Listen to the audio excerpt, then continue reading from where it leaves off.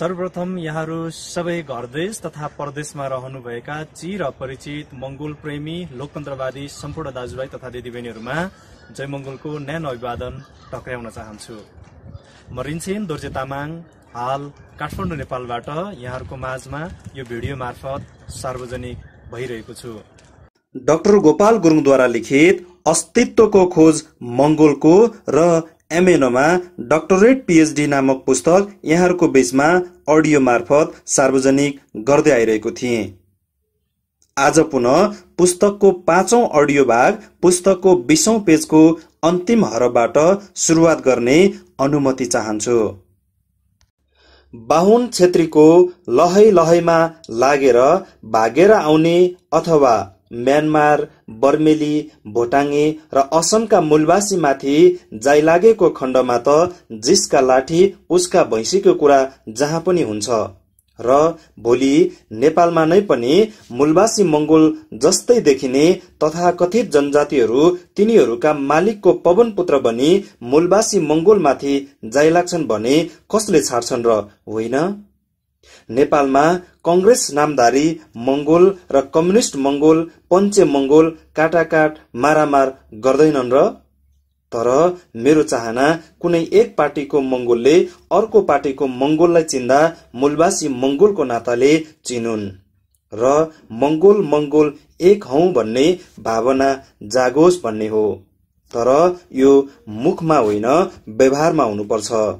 जसरी कंग्रेस, कम्युनिस्ट, पञ्चे, बाहुन छेत्री शक्तिको निम्ति झगडे तापनि यिनीहरू धर्म, वंशज, मन्त्र इत्यादि सामूहिक स्वार्थमा एक भएर हामी अहिन्दू मूलवासीलाई मास्न जुट्छन्।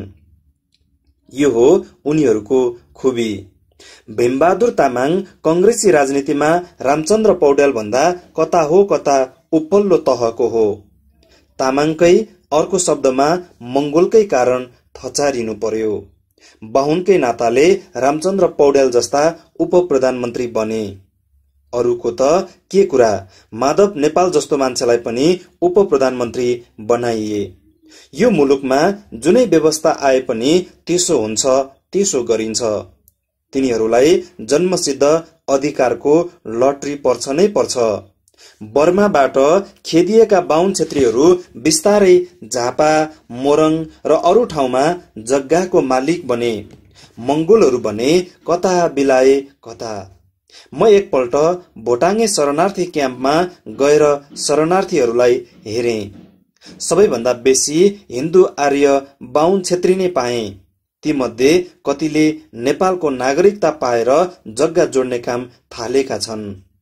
200 जति त विदेशतिर अमेरिका, क्यानाडा, जर्मन इत्यादि ठाउँमा पुगेर सेटल पनि गरिसके।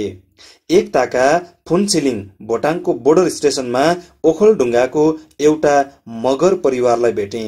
तिनीहरू थिम्पूमा बसोबास गरेर राम्रैसित जीविका चलाइरहेको परिवार थिएछ। भोटाङेहरूले यतिको वर्ष भयो भोटाङ बसेको, किन नेपाल जाने, यही बस्छ भन्थे रे। तेरो देश भोटाङमा किन बस्ने, मेरै देश नेपाल फर्कन्छु भन्ने धाक दिएर नेपाल फर्केछ। 5-7 महिना आफूले छोडेको गाउँ ओखलढुङ्गामा बिताएपछि फेरि शरणार्थी जस्तो भएर भोटाङ फर्केछ। तिनीहरूले जे कुरा मलाई बताए सही र इमानदारिताका साथ बताएपछि मैले धन्यवाद दिएँ। भोटाङे शरणार्थी क्याम्प चाहरिसकेपछि र मोटामोटी आइडिया लिएपछि म भोटाङबाटै शरणार्थी भई नेपाल पसेका एकजना बैगुनी राई डाक्टर, मेडिकल डाक्टरकोमा पुगे। ऊ मेरो सोचाइमा यसकारण बैगुनी कि उसले भोटाङको खर्चमा बंगलादेशको ढाकामा गएर मेडिकल डाक्टर बन्न सक्यो। हिन्दू आर्य बाहुन छेत्रीको लहै लहैमा र भड्काउमा लागेर भोटाङलाई लात लगाई भोटे राजालाई सराप्दै र गाली गर्दै नेपाल पस्यो। उसले के पायो? मैले उसलाई नेपालमा शरणार्थी भएर आउनुको कारण सोधे। जवाफमा मलाई भोटाङमा भोटे राजा र भोटेहरूले हाम्रो राष्ट्रिय पोसाक दौरा सुरुवाल लगाउन दिएन भन्यो। हामीलाई हिन्दूको चाड मान्न दिएन, हाम्रो राजा रानीको फोटो राख्न दिएन, भोटे राजाको फोटो राख्नु पर्ने रे, जोङ्खा भाषा बोल्नु पर्ने रे, घोर किरा लगाउनु पर्ने रे भन्यो। मैले उसलाई भने, डाक्टर साहब, नेपालमा त बाहुन छेत्रीले यहाँका सबै मूलवासी मंगोललाई भोटे भन्छन् नि, किनभने हामी सबै मंगोलको भाषा टिबेटो बर्मन भाषा हो। टिबेटलाई हिन्दू आर्यहरू भोट भन्ने गर्छन्। डाक्टर राई चुपचाप सुनि मात्र रहे। फेरि कुरोको सिलसिलामा राई शब्दपट्टि मोडियो। राई भनेको लिम्बूको शाखा हो। यो राई पद हो, जस्तो यूपीमा राय, बंगलामा रोई र नेपालमा राई बने। अब त भारतमा पनि राई नै भन्न र लेख्न थाले। नेपालको राजनैतिक सत्ता साम्राज्यवादी हिन्दू आर्यको हातमा पर्नु अघि यहाँका राई, लिम्बू सबै बुद्धिस्ट थिए, गोरु खान्थे। नेपालमा तमु गुरुङहरूलाई गोरुको मासु खानुबाट वञ्चित गराई राँगाको मासु खान लगाउने गिरवाण युद्ध हो र लामा हटाई बाहुनको खुट्टा ढोक्न लगाउने चाहिँ राजेन्द्र विक्रम शाह हो। दौरा सुरुवाल नेपालकै निम्ति पनि अराष्ट्रिय पोसाक हो। यो पोसाक साम्राज्यवादी र शरणार्थी भएर नेपाल भित्रेका हिन्दू आर्यहरूले नेपाल भित्र्याएको राजस्थानी पोसाक हो। तपाईहरूको नीति भोटाङको निम्ति साम्राज्यवादी नीति हो। यसले दूरगामी परिणाम साम्राज्यवादी नीतिकै गर्छ, जस्तो सिक्किममा नेपालीहरूले गरेका छन्। यो भोटाङको निम्ति अराष्ट्रिय नीति हो। भोटे राजा साम्राज्यवादी होइन। तपाईको शब्दमा तपाईले भन्नुभएको राष्ट्रिय भाषा खस भाषा हिन्दी भाषाबाट खसेको हो र बाहुन भन्दा एक तह तलको खस हिन्दूले बोल्ने खस भाषा संस्कृतकै चिङ्ना भाषा हो। हिन्दीलाई नै पनि पहिला खडी बोली, अर्को शब्दमा बिग्रेको बोली भाषा भन्ने गरिन्थ्यो। खस भाषा हिन्दीको आएगा, गएगा, खाएगा, पिएगा बाटै टेडिएर आयो, गयो, खायो, पियो बनेको भाषा हो र भारतको संविधानको 8औं अनुसूचीमा यसलाई भारतीय आर्यन भाषा इन्डो आर्यन ल्याङ्ग्वेज भनेर स्थान दिइएको छ। यो भाषा कसरी तपाईको राष्ट्रिय भाषा भयो? गहिरिएर हेर्ने हो भने यो खस भाषा अहिन्दू मूलवासी मंगोल, राई, लिम्बू, तमु, गुरुङ, मगर, तामाङ, नेवार सबै भाषाको हत्यारा भाषा हो र नेपालकै सन्दर्भमा पनि अराष्ट्रिय भाषा हो। भानुभक्तको खस भाषामा उल्था गरिएको रामायणले हामी मूलवासीको मातृभाषाहरूको हत्या गर्ने काम गरेकोले नै भानुभक्तलाई आदिकवि भनेर यतिको ठूलो महत्व दिने काम भएको छ। भानुभक्तको रामायण हाम्रो भाषाको हत्यारा हो। नेपालमा खस भाषाले राष्ट्रिय स्तरको स्थान पाउँछ भने हिन्दी र अंग्रेजीले किन नपाउने? हिन्दी र अंग्रेजीको स्थान त ज्यादै व्यापक छ।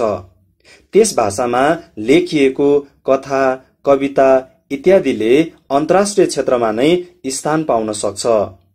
डाक्टर साहब, यसकारण तपाईं हिन्दू आर्यको पिछलगु हुनुहुन्छ।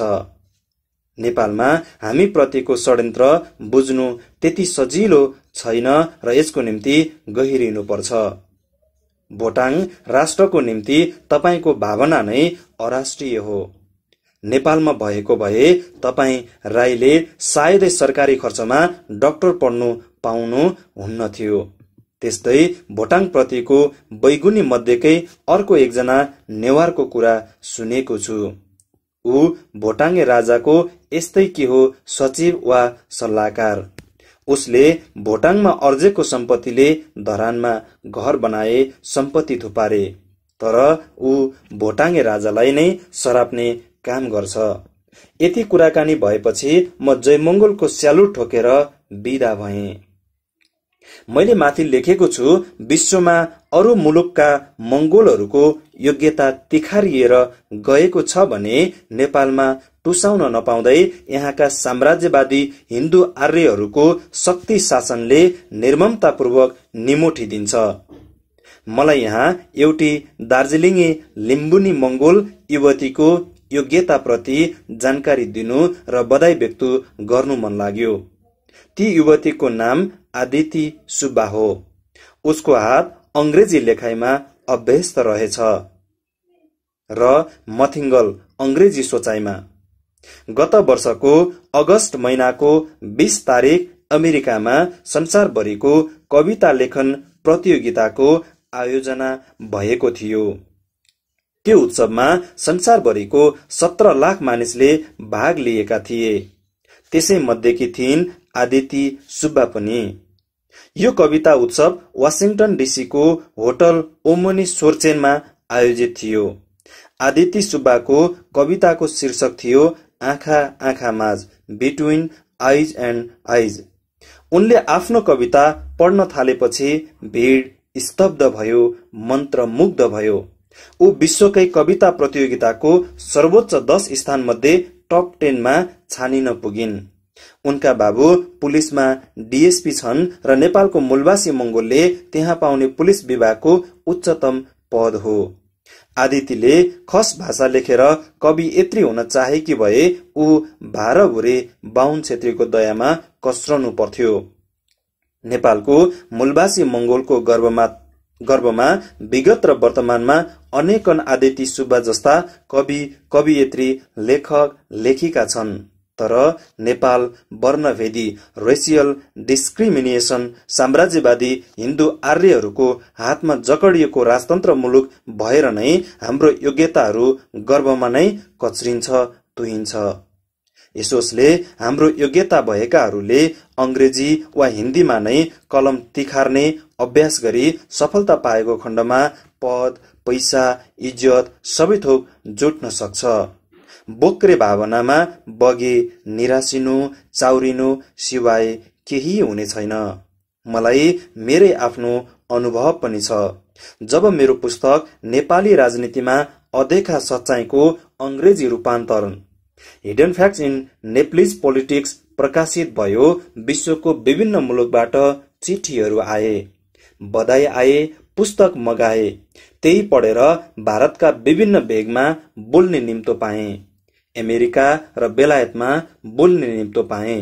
काठमाडौँमा नै विदेशीहरू मात्रको बेलामा बोल्नको निम्ति निम्ताए। अंग्रेजीमा लेखिएका चिठीहरू भारतबाट 2 दर्जन भन्दा बेसी अंग्रेजी समाचार पत्रहरूले छापे, अझ छापिन्छन्। कोलकाताको टेलिग्राफ अंग्रेजी दैनिकले अन्तर्वार्ता लियो। जर्मन, इन्डोनेसिया, कोरियाबाट अंग्रेजीमा लेख निस्क्यो।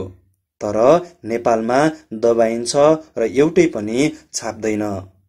मैले माथि नेपालका पश्चिम भेगका गुरुङ, तमु र मगरहरूले हिजो हामी शासक थियौं र अझ 15-20 वर्ष फेरि शासक बन्न सक्छौं भन्ने सोचाइ सोच्न सक्दैन भनेर लेखेको छु। यो घरभित्रको सानो प्वालबाट बाहिर चियाउने आँखी झ्याल जस्तै हो। यहाँ म गुरुङ तमुहरूको अलि थप बैगुण केलाउँछु। गुरुङहरूमा एउटा उखान छ, गुरुङ सेनीहरूले लोग्नेलाई त बाँदरलाई तिमी भन्छ रे। एउटा गुरुङ ठाडो उकालोमा नुनको भारी बोकेर गइरहेको बेला एकजना बटुवाले सोधेछ, ए दाइ तिमीले के को भारी बोकेर ल्यायौ? गुरुङलाई धेरै माथि पुगेपछि रिस उठेछ, तिमी त हाम्रो भाषामा बाँदरलाई पो भन्छ। माथि चौतारोमा नुनको भारी फ्यात्त फ्याँकेर दगुर्दै दगुर्दै तिमी भन्ने बटुवासम्म पुगेछ र उसको मुखैमा मुख जोडेर म तिमी भने त पनि तिमी भनेर फरक्क फर्केछ। त्यो बटुवाले धेरै बेर टोलाएर त्यो गुरुङलाई हेरेछ। तमुदी मैले झोछेमा डेरा गरी बस्दा 19 सेप्टेम्बर 1976 मा स्थापित गरिदिएको हो। तमु झोछको म जेनरल सेक्रेटरी थिएँ। 1984 मा यस विषयमा मेरो सम्पादन र प्रकाशनको न्यूलाइट साप्ताहिक समाचार पत्रमा समाचार पनि प्रकाशित छ। पञ्चायत कालमा नै मैले देशभरको गुरुङ तमुहरूको सामाजिक धार्मिक संस्थाहरूलाई एउटै तमु झोछदीमा आबद्ध गर्ने प्रयास गरेँ। पोखरा पुगेर कतिपय गुरुङलाई भेला गरी यसको महत्त्वप्रति आफ्नो विचार व्यक्त पनि गरेँ। तर भएन। पञ्चायतकालमा नै doctor Harka Gurung, CB Gotane, Bharat Gurung, KB र सन्तबहादुर गुरुङले साम्प्रदायिक देखिन्छ भनेर मास्ने प्रयास गरे, तर मास्न सफल भएन। हाल त्यो जत्था जनजाति देखियो। एकपल्ट यसै जमातले एउटा होटलमा जमात भेला गर्यो। तमुदी चाहिँ गुरुङ कल्याण समाज र रोधी परिवार भङ्ग गरी स्थापना गरेको भनी झुटो रिपोर्ट पढेर सुनायो। मैले प्रश्न गरे, त्यसो भए नेपालमा दुईवटा तमुदी भयो, एउटा तपाईहरूले गुरुङ कल्याण समाज र रोधी परिवार भङ्ग गरी जन्माएको तमुदी, अर्को गोपाल गुरुङले 19 सेप्टेम्बर 1976 झोछेमा जन्माएको तमुदी। त्यसमध्ये एकजनाले मैले स्थापित गरेको तमुदी स्वीकार्यो, किनकि ऊ पनि सदस्य थियो। त्यसपछि म उठेर हिँडे। हाल आएर तमु जोछदी नेपालको सीमा नागेर फस्टाएको छ। तमु जोछदी एउटै लगनगाँठोमा गाँसिने काम चाहिँ बहुदल आएपछि मात्र भयो। जे भए तापनि आफूले जन्माइदिएको तमुदी र आफू जेनरल सेक्रेटरी भएर मलजल हालिदिएको तमु जोछ आबद्ध भएर तमु जोछदी नामले फक्रिएको देख्दा आनन्द लाग्छ। तमु शब्द लेख्ने काम 30 वर्ष अघि मैले नै सुरु गरे। आसामको मणिपुरदेखि लगभग 250 किमी पर बर्माको सिटोङमा तमु प्रान्त छ। बाटोको नाम तमु रोड छ। मैले तमु लेख्ने थाल्ने गर्नुको कारण के थियो भने, जब रमेशनाथ पाण्डेले आफ्नो साप्ताहिक समाचार पत्र नयाँ सन्देशमा अहिन्दू मूलवासी मंगोल समुदाय प्रति लक्षित गरी एउटा लेख यसरी लेखियो: हामी उत्तर तिब्बतबाट भेडा च्याङ्रा ल्याउँछौं। दशैंमा तिनीहरूलाई शक्ति देवी दुर्गामा बलि चढाउँछौं र तिनीहरूको मासु खान्छौं। आज ती जन्तुहरू 2 खुट्टेमा परिणत भएका छन् र धम्कीको भाषामा बोल्दैछन्। हामीले अघिदेखि नै जन्तुहरूको मासु खाने गरेका छौं। हाम्रा दाँत यी 2 खुट्टे जन्तुलाई बढी चढाएर चपाउन तयार छन्। त्यस्ताका डाक्टर हर्क जनजाति गुरुङ राज्य मन्त्री थिए। अब हेर्नु छ, रमेशनाथ पाण्डेको दाँत 2 खुट्टे पशुको हाड चपाएर फुक्लने हो कि नचपाइकन नै। त्यस्तै अर्को बाहुन अम्बिका प्रसाद अधिकारी गजरेको थियो। हाम्रो राष्ट्रभित्र, हाम्रो समाजभित्र यो हिन्दुत्वको दीप ज्योतिको प्रतिकूल हावा चल्छ भने, हुरी उठ्न खोज्छ भने, हामी राजादेखि रङ्कसम्म सबै हिन्दू मिलेर एकैचोटि उठ्नुपर्छ। त्यस्ता प्रतिकूल हावा तुरुन्तै रोक्नुपर्छ। केही महिना अघि मात्र रामेछाप निवासी एकजना बाहुनले मंगोलहरू राक्षसको सन्तान हुन् भनेर लेखेको त धेरैले पढेकै हुनुपर्छ। मलाई सम्पादक भएको पाएर महानन्द सापकोटाले एकपल्ट भनेको थियो, तपाई गुरुङ मतवालीको हातले बन्दुक समात्ने हो, कलम होइन।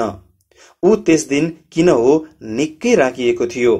म उसलाई विराटनगर छँदादेखि नै निकै आदर गर्थे।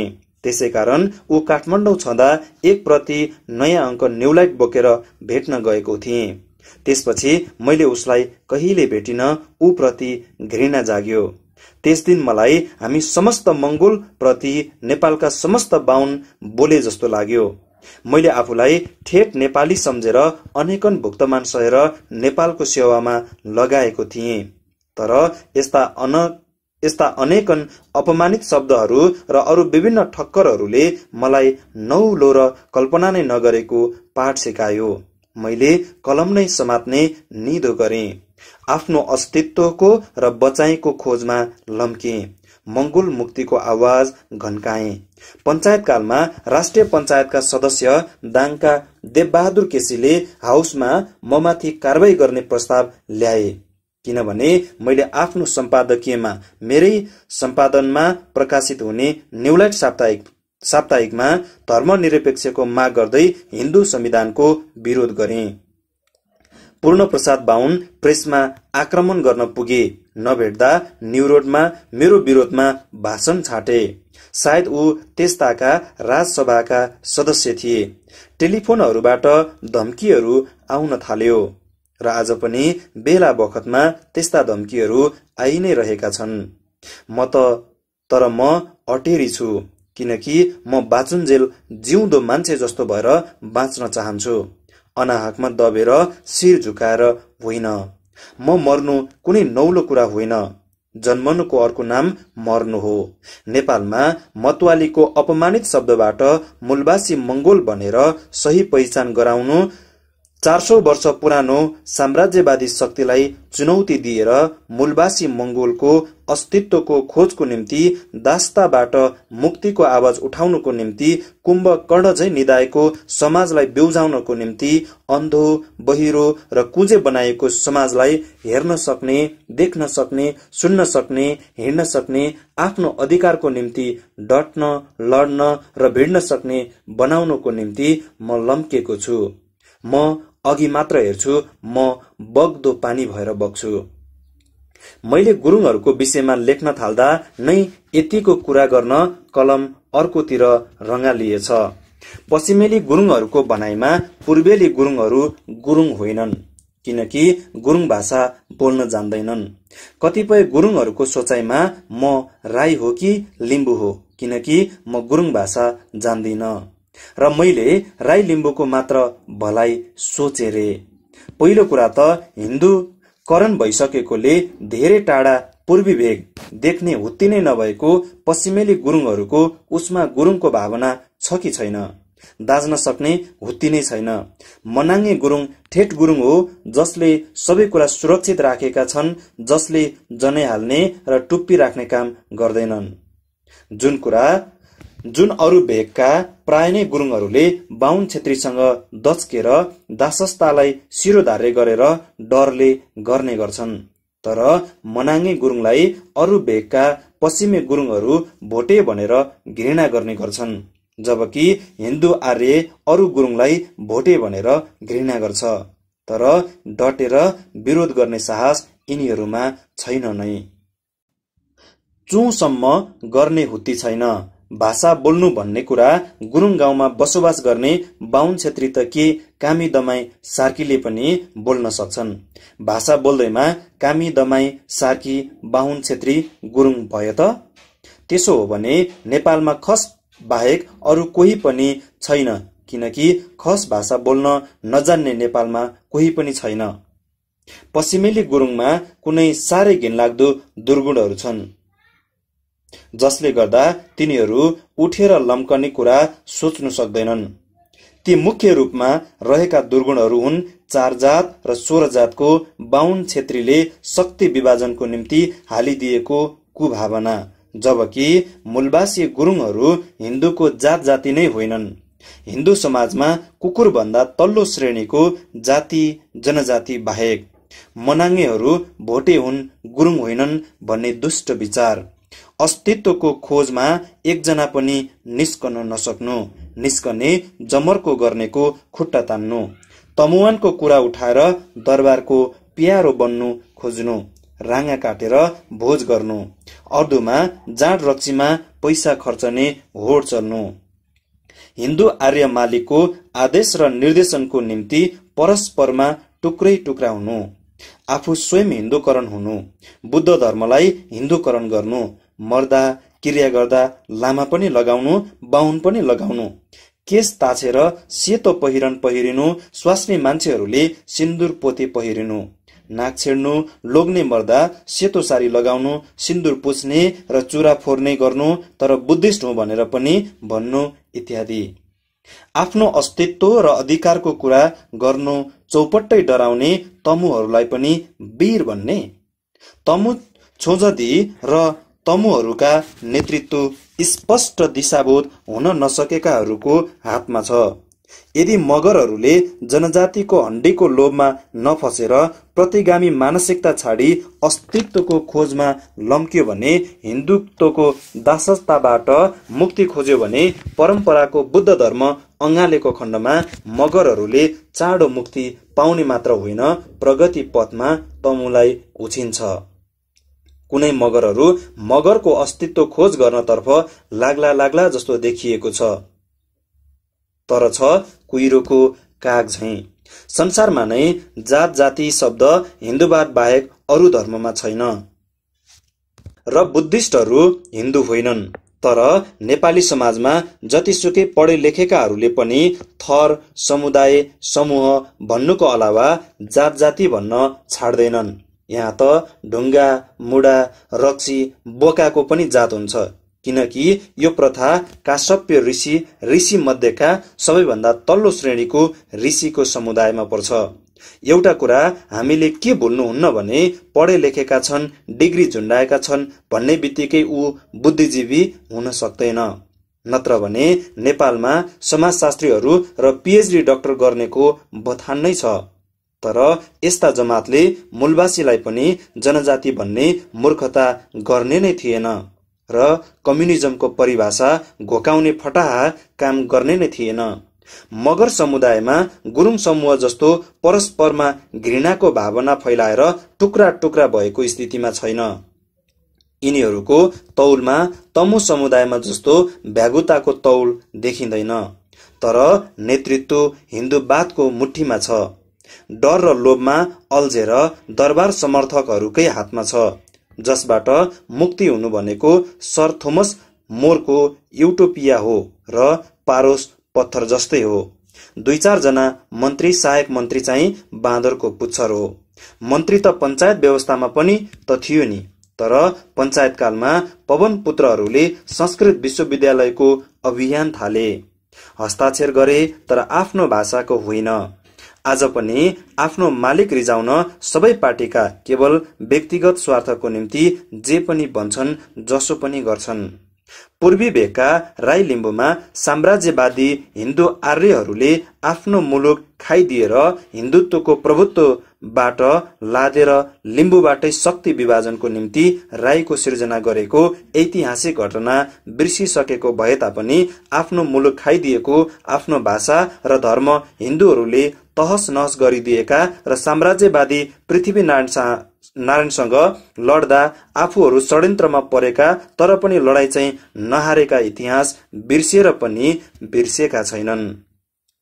हजारौं हजार राईहरूलाई अरुणमा बगाई दिएको, राईहरू आफ्नो मुलुकबाट खेदिनु परेको 1,500 जति राई जमात, के केटाकेटी के बुढाबुढी सबैलाई पक्री कीर्तिपुरे नेवारहरूको जस्तै नाक कान काटिदिएको सम्झना बिर्सेर पनि बिर्सेका छैनन्। यो इतिहास राईहरूको हृदयमा आलै छ। जसरी लिम्बूहरूको रहल पहल किपट दरबारिया लिम्बूहरूकै सहायताले खाइदिएको आलो सम्झना छ। पञ्चायतकालमा म पत्रकार मात्र छँदा र 2वटा राजद्रोही मुद्दामा राजगद्दी ताक्यो भन्ने र साम्प्रदायिकता फैलायो भन्नेमा जेल पर्न अघि कतिपय राई, लिम्बू, गुरुङ, मगरहरू भेट्न आउँथे। बाघ जस्तै गजरदै मेरै नेतृत्व स्वीकारी पछि लाग्ने वचन दिन्थे। म पत्याउँथे पनि। 1988 मा म जेल परेपछि तिनीहरू प्राय नै आउन छाडे। बहुदल आयो, म छुटे। मैले देखेँ तिनीहरू सबै दरबार समर्थक कथित जनजातिहरू पो रहेछन्। सबै नै बाघको अनुहारमा बिरालो पो रहेछन्।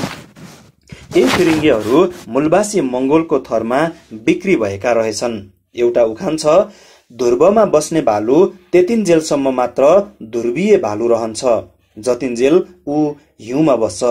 हिउँबाट तल ओर्लेपछि ऊ कुकुर भन्दा तलको हुन पुग्छ। The polar bear is polar bear so long he lives in the snow, once he comes down he becomes less than a dog. नेपालका मूलवासी मंगोल समुदायको हुँदो पो इज्जत त्यसको इज्जत थियो। हिन्दू समाजको अछुत जनजाति भएको थाहा पाएपछि, अर्थात् जाति अति शूद्र पो रहेछ भन्ने पाएपछि के को इज्जत जनजातिको? आफ्नो माटोबाट नाङ्गो झार पारेर आफ्नो पुर्खा लखेटिनु परेको आलो इतिहास बिर्सेका छैनन् मूलवासी राई लिम्बूहरूले। यसको साक्षी 1950-51 को क्रान्ति पनि हो। शताब्दीयौंको राजनैतिक, आर्थिक, धार्मिक, भाषिक, सांस्कृतिक शोषणले र हिन्दूवादले यी मूलवासी राई लिम्बूहरूलाई कन्ज्याउन सकेको छैन। सिक्किममा 12 क्लाससम्म लिम्बू भाषामा पढाइ हुन सक्छ र लिम्बू भाषामा पत्र पत्रिका निकाल्न सक्ने हुनु अर्को गर्विलो उदाहरण हो। लिम्बूहरू बर्मामा पुग्दा पनि लिम्बू नै छन्। आसाममा पुगेर आरा काट्नु परे तापनि र कोइला खानीमा कोइला झिक्नु परे पनि लिम्बू लिम्बू नै छन्। हीरा हजारौं वर्ष कोइला खानीमा थिचिएर बसे पनि निस्कँदा हीरा नै भएर निस्कन्छ। त्यो कहिले कालो हुँदैन, अपितु Bairagi Kaila, Tilvikram Nembang, Padmasundar Lawati, doctor Chaitanya Subba, doctor Novel Kishore Rai जस्ता बन्जरा जिप्सीहरू जस्ता चाहिँ पर्दैनन्। धार्मिक क्षेत्रमा चाहिँ नेपालमा तामाङ, मुर्मी, शेर्पामा सबै बुद्ध मार्गीहरूले सिको गर्नु सक्नुपर्ने गुण छ। त्यो हो लुङदर उभ्याउने गुण र लामा चलाउने संस्कार। डाक्टर गोपाल गुरुङद्वारा लिखित अस्तित्वको खोज मंगोलको र एमएनओमा डक्टरेट पीएचडी नामक पुस्तकको 5औं अडियो भाग यही अन्त्य गर्न चाहन्छु। मंगोल भिजन राष्ट्रिय साप्ताहिक पत्रिकाको अनलाइन वेबसाइट www.mongolvision.com र यसको YouTube channel Mongol vision television मार्फत सार्वजनिक गर्दै आइरहेको अडियो भोलि पुनः 6औं भाग स्वरूप पुस्तकको 25औं पेजको अन्तिम हरफबाट सुरुवात गर्ने बाचा सहित यहाँहरूको सल्लाह, सुझाव र प्रतिक्रियाको अपेक्षा सहित आजको निमित्त ओझेल पर्न चाहन्छु।